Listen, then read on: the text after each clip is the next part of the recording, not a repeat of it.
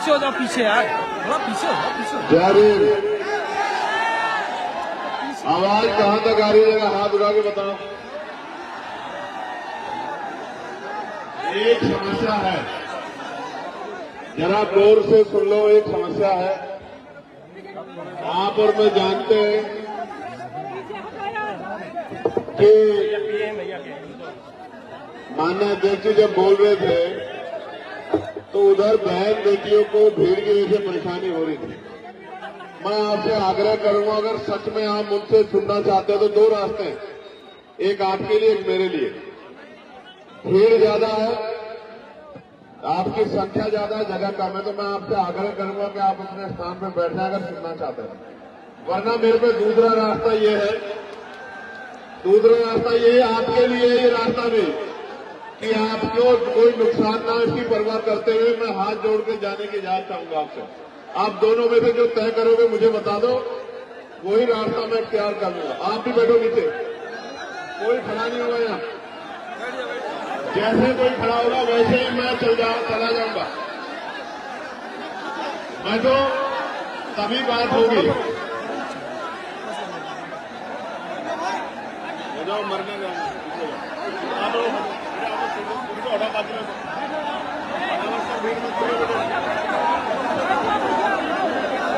Media के भाइयों को छोड़ के बाकी मूछों पे ताओ, बैठ के दे लो, मैं खड़ा हूं। भाई बैठ जाओ, बैठ जाओ। अब अगर आप खड़े हो तो मैं छोड़ दूंगा, सीधी बात है। देखो, बिल्कुल ये वाले भी जब तक नहीं बैठेंगे बात नहीं होगी।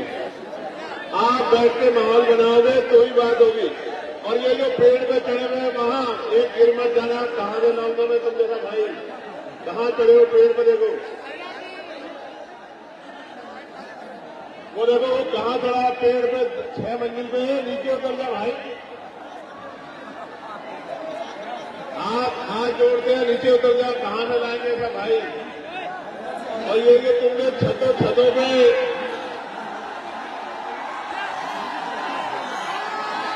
और इधर और उधर तुमने जो ये महफिल आज सजाई है हरदोई में, और आपकी प्रशंसा में शब्द नहीं है हमारे पास। आज बैठ के व्यवस्था करा दो तो बात हो जाए, वरना मीडिया से अपनी बात रख के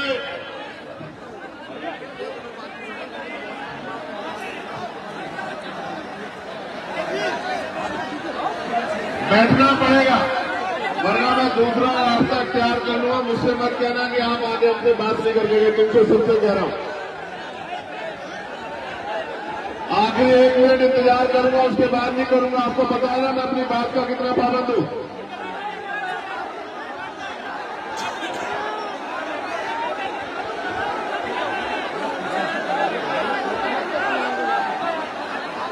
पच्चीस सेकंड बाकी है, 25।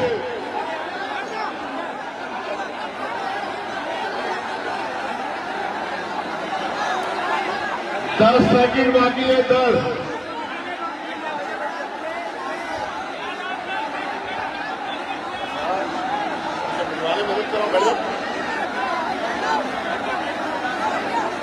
पांच सेकंड बाकी है, 5,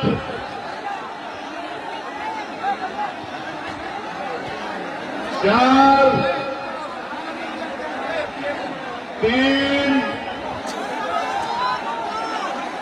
2,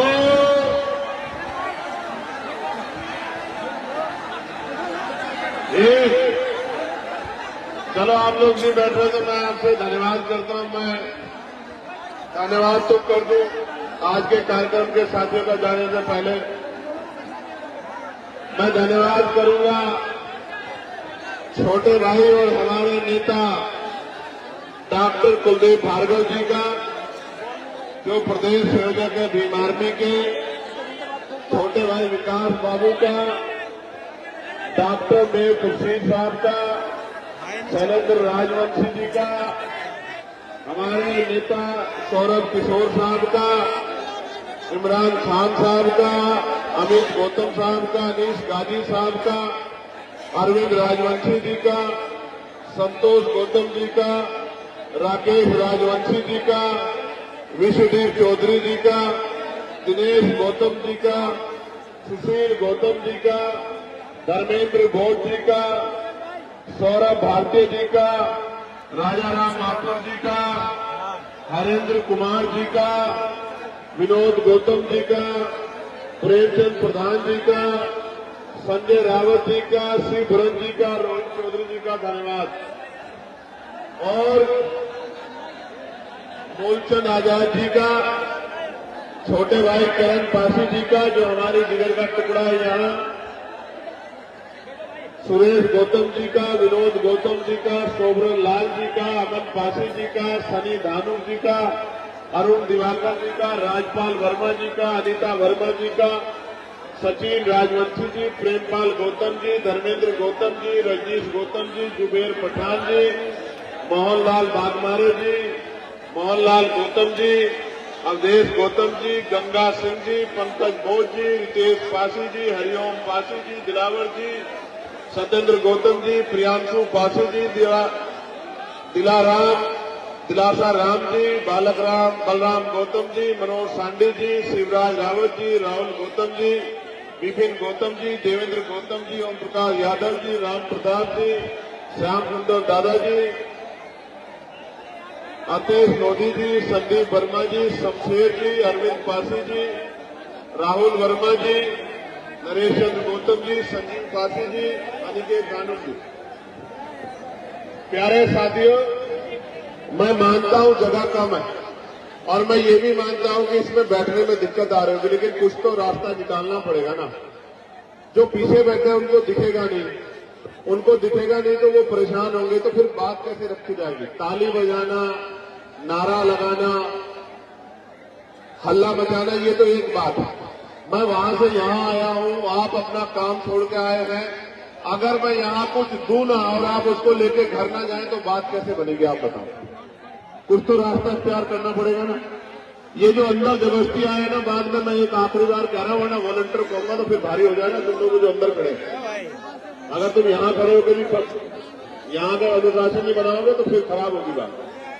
वहां का तो समझ आ रहा है कि वहां मजबूरी है, जगह कम है।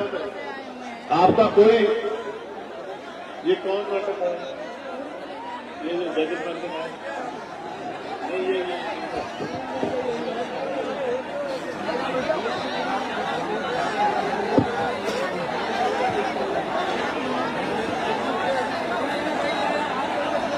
बैठो बच्चों, बैठो, प्यारे भाइयों बैठ जाओ, बैठ जाओ, आज बैठ जाओ।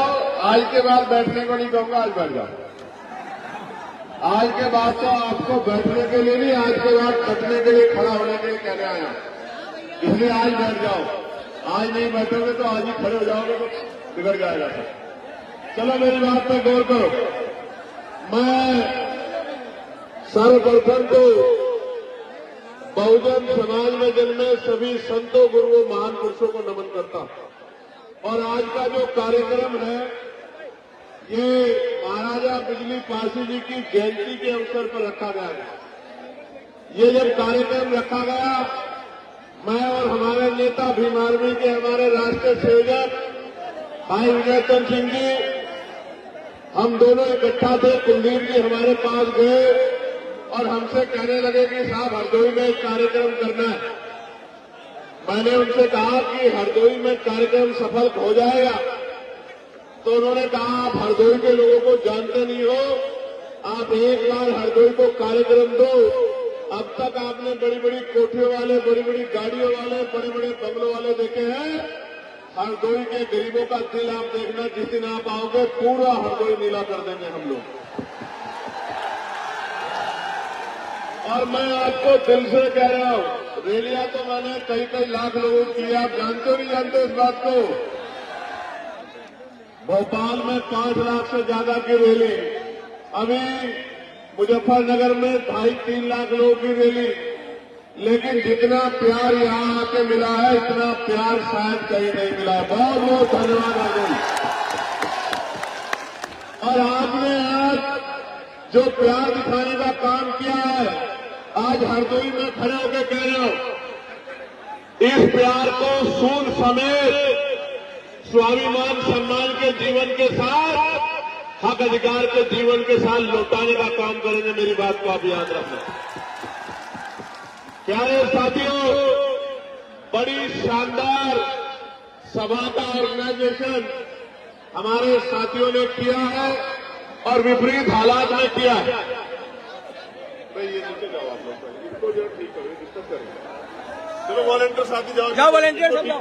ये जो अंदर घुसे तुम चले जाओ ना, तुम खड़े हुए यार पत्रकारों के अलावा वॉलंटियर चले जाओ, एक भी आदमी निकल के खड़ा हुआ।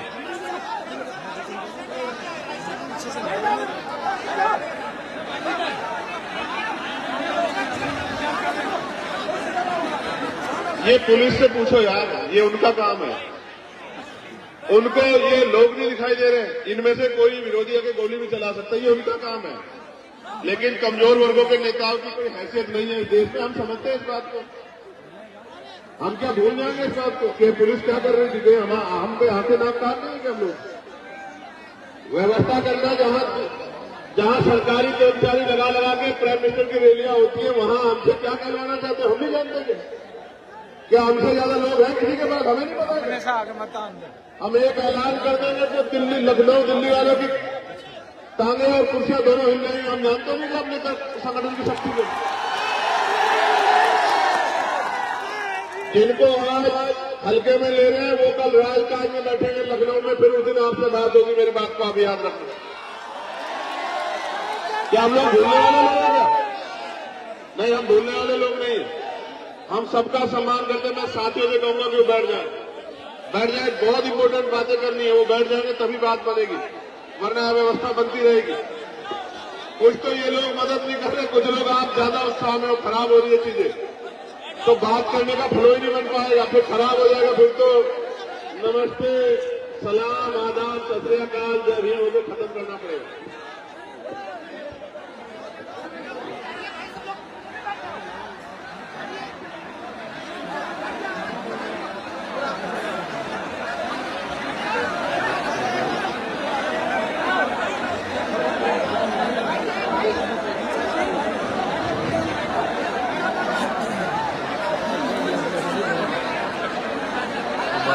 दे रहे हैं।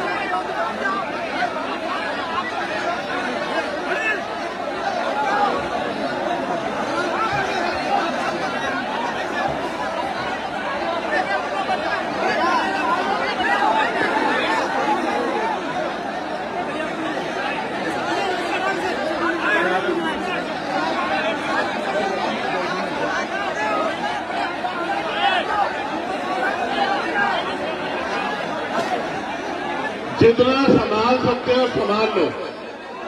यहाँ की जिम्मेदारी भी आप पर है। मैं तो अचंभित रहा जब मुझे पता लगा कि 3.5 लाख रुपए ग्राउंड के लिए हमारे भाइयों को देने पड़े, एक पैसा जुटा के 3.5 लाख रुपए खर्च करने पड़े। 3.5 लाख रुपए, और क्या क्या नहीं करना पड़ा और क्या क्या हो रहा है हम सब देख रहे हैं। लेकिन मैं हरदोई में खड़े होकर कह रहा हूं, अधिकारी कर्मचारी मेरी बात को भाई सुन लेना। अगर मेरे एक कार्यकर्ता की तरफ आंख उठी,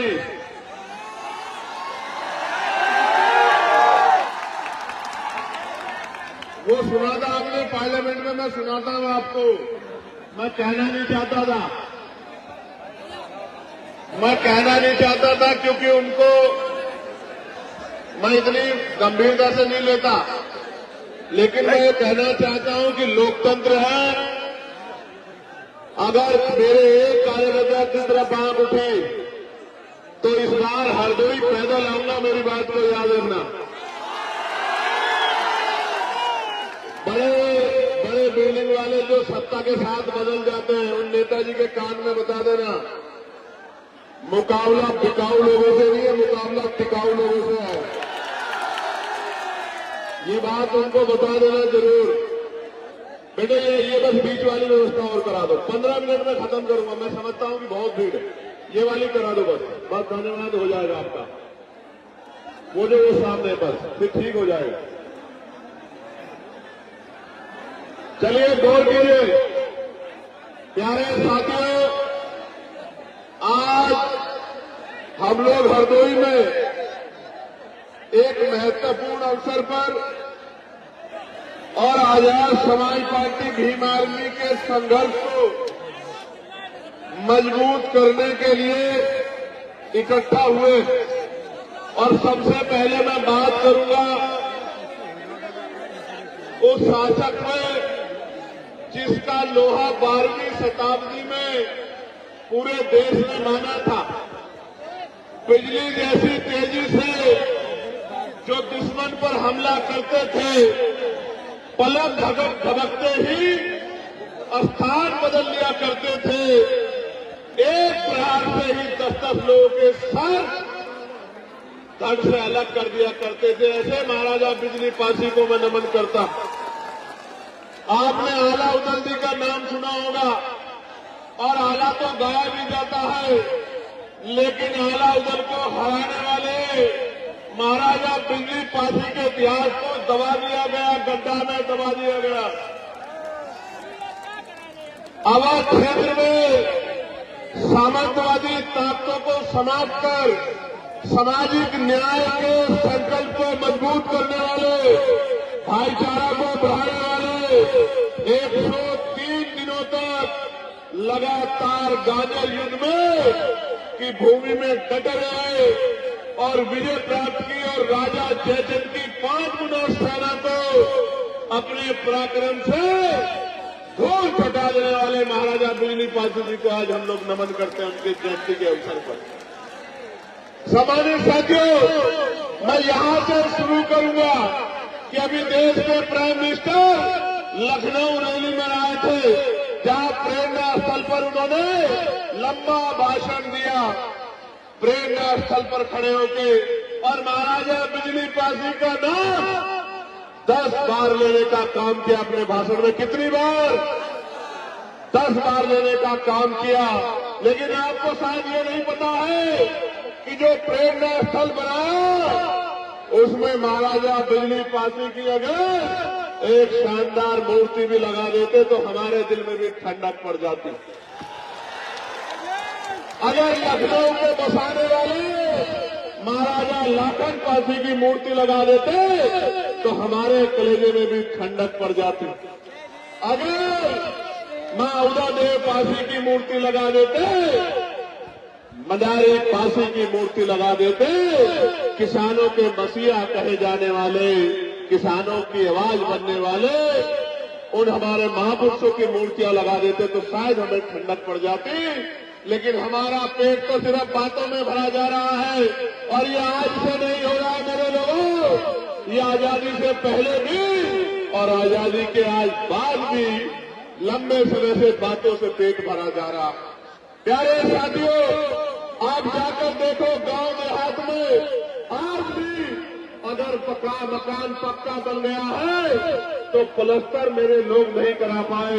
ये वो लोग हैं जो राजा महाराजा की जो शास्त्रों की संतानें हैं और आज इस आजाद भारत में गुलामी का जीवन जीने के लिए मजबूर हो रखी है, क्योंकि राजकाज में इनकी हिस्सेदारी नहीं है। प्यारे साथियों, जब 12वीं शताब्दी में आपका झंडा डंडा इतना बुलंद था, तो आज आप इस देश में राजकाज जाने के बाद जुल्म जाति के शिकार इस देश में हो रहे हो। हम लोग उत्तर प्रदेश में हैं, और उत्तर प्रदेश में किस तरह का अन्याय कमजोर वर्गों के लोगों को सहना पड़ रहा है, आपसे छिपाना नहीं। आज यहाँ बहुजन समाज का ये जो बड़ा सा जन समूह इकट्ठा हुआ है, ये दलित, पिछड़े, मुसलमान, आदिवासी, जैन, बौद्ध, ईसाई, अल्पसंख्यक समाज के लोग, ईसाई समाज के लोग बड़े पैमाने पर इकट्ठा हुए। सबके मन में चाहत है कि गुलामी के दिन खत्म होने चाहिए। मैं एक बात आपको बताना चाहता हूं, इस देश में कौन हमारा अपना है, कौन पराया है, किसने हमें क्या दिया है और किसने हमारी किसकी वजह से हमें गुलामियों की बेड़ियां सहनी पड़ी है, जब तक मेरा नौजवान नहीं जानेगा तब तक बात आगे नहीं बढ़ेगी। आप याद करो, और मैं जो बात कह रहा हूं आप इसको चेक कर लेना। मैंने पार्लियामेंट में बात कही थी कि हमें जो भी अधिकार मिले हैं वो मांगने से नहीं मिले मेरे लोगों। उन अधिकारों को हमारे महापुरुषों ने अपने 4-4 बच्चों का बलिदान देके छीनने का काम किया, लड़ के लेने का काम किया।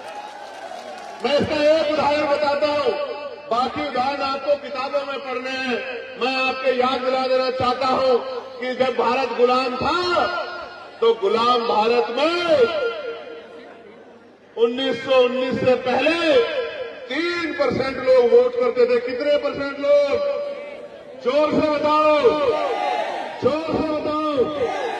3% लोग।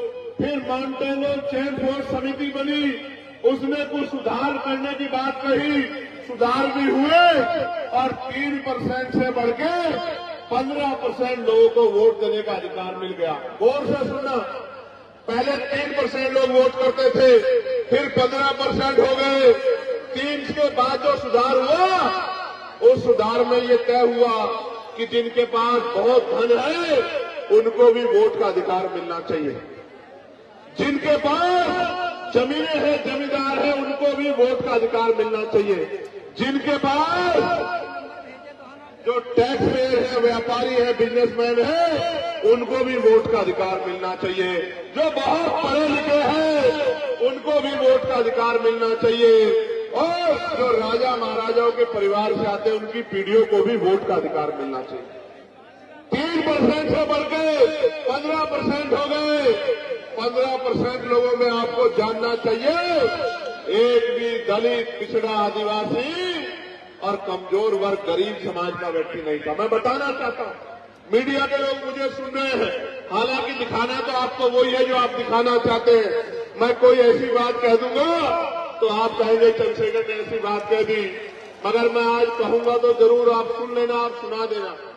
मैं आपको बताना चाहता हूं, मैं इतिहास की बात कर रहा हूं, मैं इतिहास का स्टूडेंट हूं, मैं वकील हूं। 15% लोगों में देश को जानना चाहिए, एक भी दलित, पिछड़ा, आदिवासी नहीं थे। कौन थे? सामान्य जाति के लोग। कौन थे? सामान्य जाति के लोग। कौन थे? सामान्य जाति के लोग। सामान्य में भी जो गरीब सामान्य थे वो भी नहीं थे। कौन थे? जो मजबूत, ताकतवर, पैसे वाले, संपन्न सामान्य जाति के लोग थे, वही वोट का काम इस देश में करते थे। वही वोट का काम इस देश में करते थे और उन्हीं के द्वारा सरकारें अंग्रेजों के राज में चुनी जाती थी। मैं आपको एक और जानकारी देना चाहता हूं। मेरी माए बहनें बहुत बड़ी पैमाने पे आई हैं अपने बच्चों को आशीर्वाद देने। मैं आपको बताना चाहता हूं, एक भी महिला को किसी भी जाति, किसी भी धर्म की हो, वोट डालने का अधिकार भारत में नहीं था। ये वोट का अधिकार कैसे मिला? किसने दिलाया? ये वोट का अधिकार 1919 के बाद बाबा साहब अम्बेडकर ने बहिष्कार हितकानी सभा बना के और मेमोरेंडम दिया और उस मेमोरेंडम की जांच करने साइमन कमीशन आया और साइमन कमीशन की रिपोर्ट के आधार पर गोलमेज कॉन्फ्रेंस हुआ और उस गोलमेज कॉन्फ्रेंस में बाबा साहब अम्बेडकर ने आपको, मुझे और मेरे जैसे करोड़ों लोगों को वोट का अधिकार दिलाने का काम किया। देश की हर महिला को वोट का अधिकार दिलाने का काम किया। इसलिए समझो, ये वोट हमें मांगने से नहीं मिले। मेरे लोगों, मेरे भाइयों, मेरे बड़े अभिभावकों, मेरी माँ, मेरी बच्चियों, मेरी बहनों, मेरी दादियों, चाचियों, ये वोट का अधिकार बाबा साहब अम्बेडकर के 4 बच्चों की कुर्बानियों से मिला है। मेरी बात को आप याद रखना। और आज एसआईआर के जरिए मुख्यमंत्री जी ने कहा 4 करोड़ वोट कट गए हैं और अब जब एसआईआर का आंकड़ा आया तो 2.89 लाख लोगों को वोट कट गया। 2.89 लाख लोगों का वोट कट गया।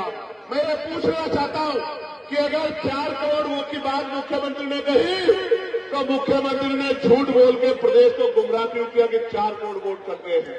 और अगर 4 करोड़ वोट कटे थे तो ये 1.25 करोड़ वोट किसके हैं जो बढ़ाए गए हैं चुपचाप पिछले दरवाजे से? इसका जवाब उत्तर प्रदेश की सरकार को देना चाहिए।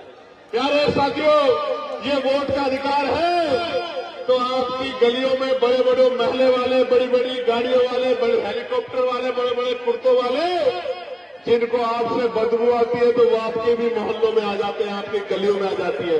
जहां गाड़ियां नहीं जाती, जहां मोटरसाइकिल नहीं जाती, जहां कीचड़ है, जहां सड़क भी नहीं, जहां रेत है, गारा है, वहां जहां हमारे लोग पैर को ऊपर पजामा ऊपर करके निकलते हैं, वहां भी लोग आते हैं चुनाव के समय, क्योंकि बाबा साहब अम्बेडकर ने आपको वोट का अधिकार दिलाया। इसलिए वोट का अधिकार आपसे चला गया, कोई गरीबों की बस्ती में नहीं आएगा। मेरी बात को आप याद रखना।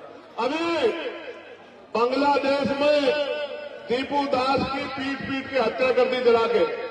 मीडिया के लोगों ने बड़ा हल्ला मचाया, मुझसे भी कई मीडिया के लोगों ने कहा, मैंने उस पर अपनी बात भी रखी। मेरा कलेजा छन्नी होता है जब दीपू दास को वहां मारकर जलाया जाता, मेरा कलेजा छन्नी होता है। लेकिन इस भारत के कोने कोने में जब हर जिले में किसी भी दीपू दास को रोज मारा जाता है तो भी मेरा कलेजा छन्नी होता। तब मीडिया का कलेजा छन्नी नहीं होता, कभी नकली नेताओं का कलेजा छन्नी नहीं होता, तब भी मेरा कलेजा छन्नी होता है। आप क्या जानो मेरे दर्द को, ये मीडिया के लोग, ये सरकार के लोग क्या जानेंगे मेरे दर्द को। जब राजस्थान में मटकी छूने पे इंद्र मेघवाल को मारा जाता है, जब मूछे रखने पे जितेंद्र मेघवाल को मारा जाता है, जब ओम प्रकाश रहकर फांसी लगा लेता है, जब पूरे प्रदेश में, उत्तर प्रदेश में मेरी बच्चियों को नोचा जाता है, उनके कपड़े फाड़े जाते हैं, तो मेरा कलेजा छल्ली होता है। तुम्हें क्या पता मेरे दर्द का। जिस दिन चंद्रशेखर आजाद इन गरीबों की ताकत से आगे बढ़ गया, किसी गुंडे की हिम्मत नहीं होगी मेरी बच्ची की तरफ हाथ उठा के देख ले। याद रखना मेरी बात। अभी तो मौसम बदल रहा है, अभी मौसम बदल रहा है, तो ये मुझसे कहते हैं आप बोलते नहीं हो, बोलते नहीं हो। मैं तो रोज बोलता, मैं जानता अगर कहीं किसी में अन्याय होगा तो भीम आर्मी के लोग बोलेंगे, आजाद समाज पार्टी के लोग बोलेंगे। लेकिन मैं आपसे जानना चाहता हूं, जब आप भूखे सोते हो तो क्या किसी महल वाले का दुख होता है क्या? जब आप प्यासे सोते हो, प्यासे रहते हो, किसी बड़ी गाड़ी वाले को दर्द होता है क्या मेरे लोगों? जब आपकी जेब में पैसे नहीं होते और आपको सामान खरीदना होता है, बाजार में निकलते हो, पेट में हाथ भर के वापस आ जाते हो, अपने सपनों को तोड़ देते हो, क्या किसी पैसे वाले को, किसी नेता को दर्द होता है क्या? दर्द होता है तो आपके भाई भीम आर्मी के एक सिपाही को दर्द होता है, आजाद समाज पार्टी के एक सिपाही को दर्द होता है। कब तक इस आजाद भारत में ये मेरा शासक समाज कब तक गुलामी का जीवन जिएगा? ये फैसला हमें आज नहीं तो कल करना होगा। आप उठा के देखो, जो मेरा कलेजा पूछना चाहते थे, जो पूछना चाहते थे चंद्रशेखर क्यों कम बोलते हैं ऐसे मामलों में, मैं उनको पूछना चाहता हूं। एनसीआरबी का डाटा कहता है कि लाखों महिलाओं के साथ रेप हत्याएं होती है। आप जाति का डिडोरा लेके घूमते हो, मैं गारंटी देके कहता हूं 90% बच्चियां SC, ST, OBC और माइनॉरिटी समाज की हैं। आप उठा के देख लो। तो तब इस मीडिया का कलेजा छन्नी क्यों नहीं होता? तब इस सरकार का कलेजा छन्नी क्यों नहीं होता? जब कुर्सी में बैठ के और अपराधियों को बचाने का काम करते हो, तब आपका कलेजा छन्नी क्यों नहीं होता? प्यारे साथियों, हरदोई लंबे समय से राजनीतिक कमजोरी बहुजन समाज के लिए बनी हुई है, लेकिन मैं आज की शक्ति को देख के कह सकता हूं, मैं सोचता था, मैं माफी चाह रहा हूं, मैं झूठ नहीं बोल पाता। मैं सोचता था पश्चिम में आंदोलन मजबूत है, मैं ऐलान करके कह सकता हूं कि इस मिट्टी पे आंदोलन सबसे ज्यादा मजबूत है। मैं दिल से धन्यवाद करता हूं। प्यारे साथियों, आप ये बताओ, जब तक आपकी जेब में पैसा नहीं आएगा, गौर से सुनना मेरी बात, जब तक मेरे भाइयों, जहां तक आवाज जा रही है, जहां जिस हालात में उसी में सुन लो, क्योंकि अगर एक दूसरे को बिठाने के चक्कर में पड़ोगे तो चीजें खराब हो जाएगी। आपको अगर सुई भी लगेगी तो मेरा कलेजा छन्नी होगा। आप मेरी पीड़ा को समझो।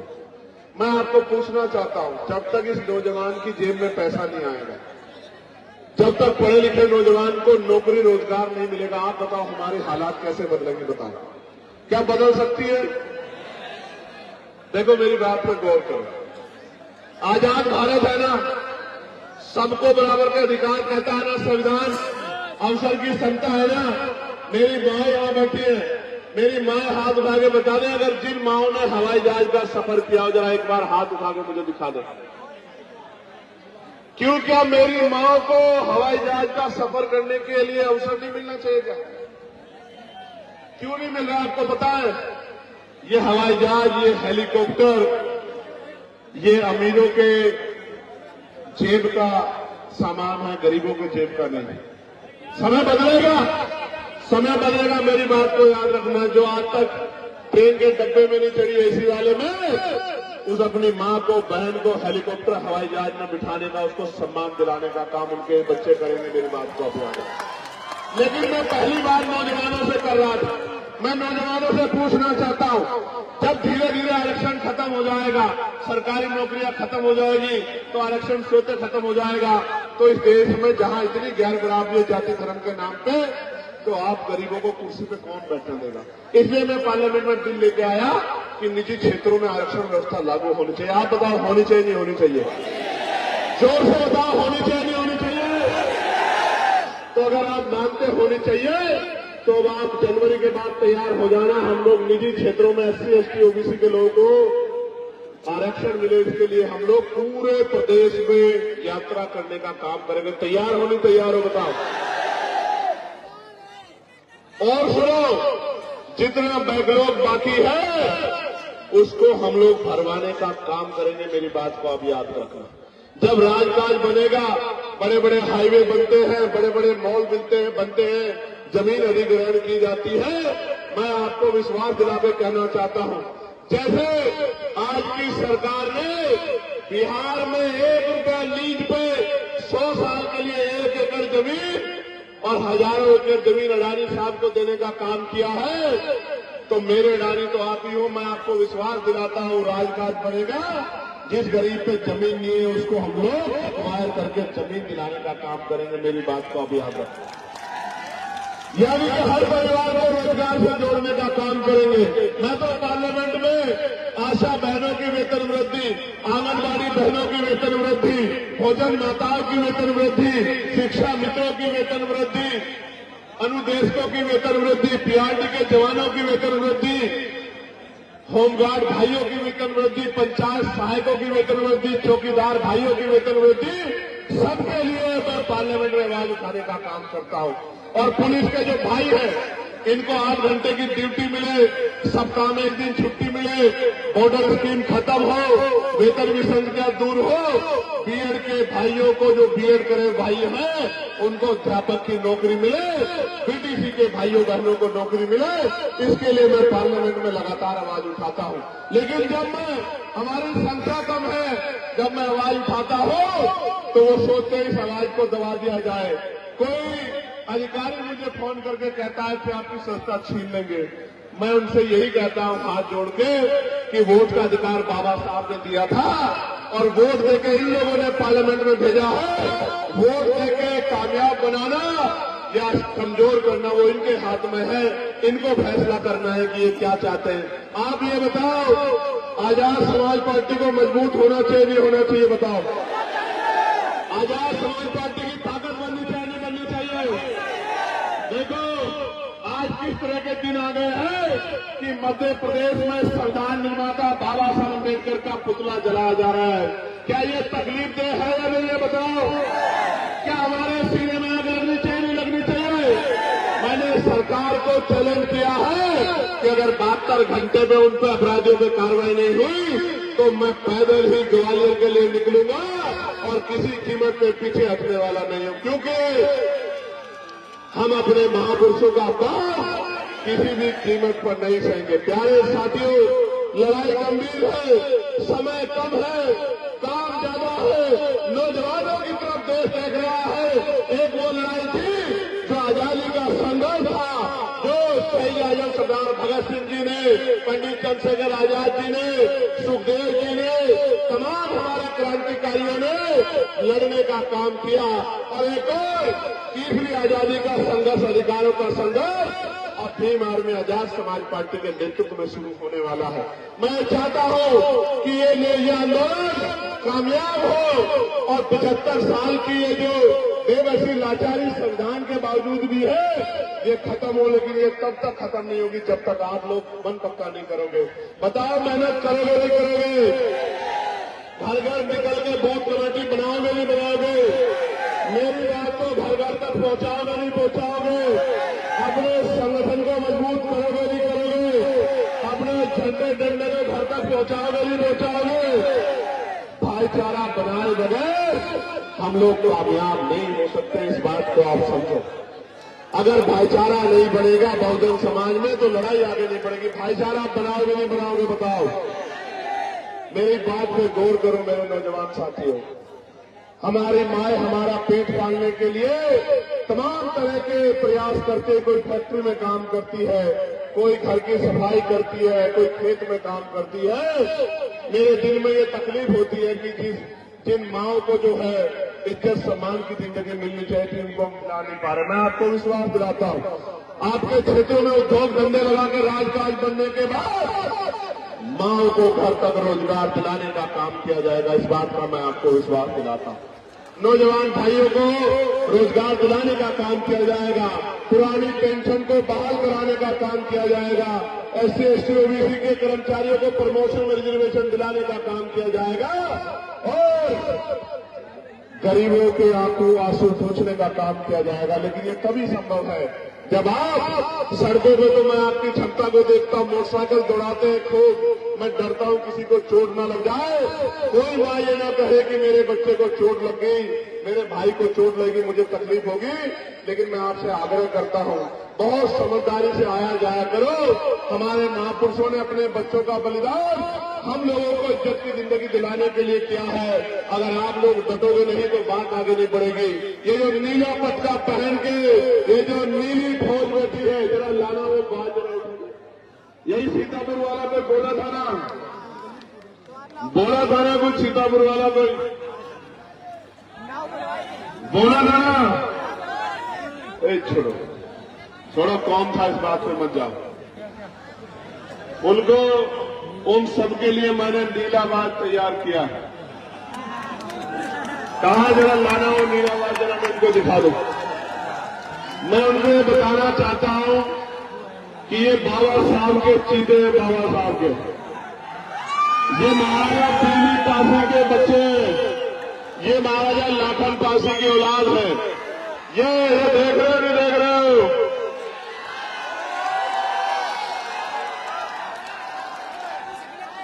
ये बाजी सोने नहीं देगा उन लोगों को रात में, मेरी बात को आप याद रखना।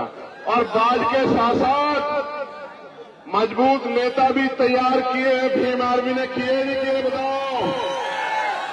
मेरी तो बहुत बड़ी इच्छा है, मैं इसको अपने नेता को इस बार नेतृत्व करते देखना चाहता हूं। मैं पार्टी में इनकी सिफारिश करूंगा कि पार्टी इनको मौका दे और मैं भी इनके चुनाव में यहाँ काम करने के लिए आऊं और हमारा शहर विधानसभा जाए। मेरी तो दिल इच्छा इस बार ये है। लेकिन ये तभी संभव होगा जब आप लोग मेहनत करोगे नहीं करोगे? यहाँ से जाके काम करोगे नहीं करोगे? बूथ कमेटी बनाओगे नहीं बनाओगे? भाईचारा कमेटी बनाओगे नहीं बनाओगे? हर घर जाकर मेरी बात को पहुंचाओगे नहीं पहुंचाओगे? अन्याय के खिलाफ लड़ाई लड़ोगे नहीं लड़ोगे? एक आखिरी बात आपको कहना चाहता हूं, और ये मेरी बात है, कहा जाने को बताओ। जब आप दोनों हाथ उठाओगे तभी कहूंगा, इससे पहले नहीं कहूंगा। अभी दोनों हाथ नहीं उठ रहे सब लोग, उधर वालों के नहीं उठ रहे, उधर वालों के। अच्छा ठीक है, उठा लिए। जो नौजवान पढ़ रहा है, पढ़ाई कर रहा है, मैं आज अपने उस भाई को विश्वास दिलाता हूं, वो पढ़ाई करे, पढ़ाई लिखाई में अपने आप को पीछे न रखे, वो कोई काम ना करे, वो मीटिंग में ना जाए, वो बूथ कमेटी ना बनाए, कोई बात नहीं, चल जाएगा। लेकिन मैं उसको कहना चाहता हूं, उसकी माँ उसके पिता अपना पेट काट काट के उसको पढ़ाने के लिए लगा रहे हैं। मैं उससे कहना चाहता हूं मेरे नौजवान भाई से, वो खूब पढ़ाई करे, खूब बेहतर पढ़ाई करे, ज्ञान में किससे पीछे न रहे और आने वाले कल में समाज का नेतृत्व करे। निकम्मे नेताओं की जरूरत इस कमजोर समाज को नहीं है, इस कमजोर समाज को मजबूत नेताओं की जरूरत है। और ये आज का युवा कल का नेतृत्व करता बनेगा, लोकसभा विधानसभाओं में कमजोरों की आवाज बनेगा। आज मैं वहां अकेला बोलता हूं, अगर आपने 5 मेरे साथ भेज दिए होते तो पूरी पार्लियामेंट में जय भीम का नारा गूंजा करता। मेरी बात का याद है। अभी भी आपकी आवाज कमजोर तो नहीं है पार्लियामेंट में, बताओ कमजोर तो नहीं है?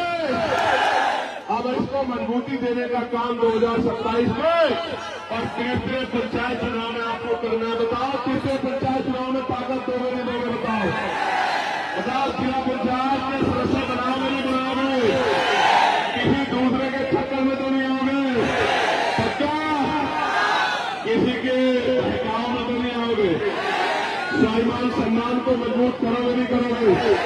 घर से निकल के काम करोगे नहीं करोगे? बहुत बहुत धन्यवाद। आज की इस सभा को जितने नंबर दिए जाए कम है। कितने नंबर दूं 100 में से बताओ? आप ही बताओ, थोड़ा आरती मान लेंगे या हमारे ऊपर छोड़ दो। तो 100 में से 110 नंबर दिए आपको आज के लिए। जिंदाबाद हरदोई, जिंदाबाद करण, जिंदाबाद मूलचंद, जिंदाबाद कुलदीप, जिंदाबाद हरदोई की महान जनता, मेरा नौजवान भाई, मेरी माए, मेरी बहनें, मेरी बच्चियां, मेरे बच्चे, मेरे विवाह और तमाम हमारे संगठन के वो साथी जो यहाँ संगठन चलाती, मेरी बहनें, तमाम सब लोग जिंदाबाद। और अनुशासन में जाना भाई, मुझसे मैं हाथ जोड़कर कह रहा हूं उसे, अनुशासन में जाना।